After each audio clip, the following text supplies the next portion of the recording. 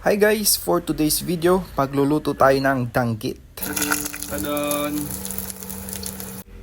Prituhin muna natin ito hanggang sa maging malutong na. Bantayan lang nating maigi dahil mabilis itong matutong. Siguro mga 30 seconds lang ay okay na at pwede na nating ahunin.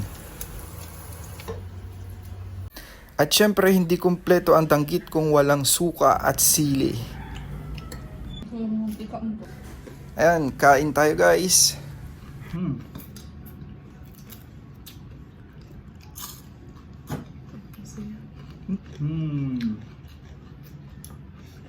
Sili.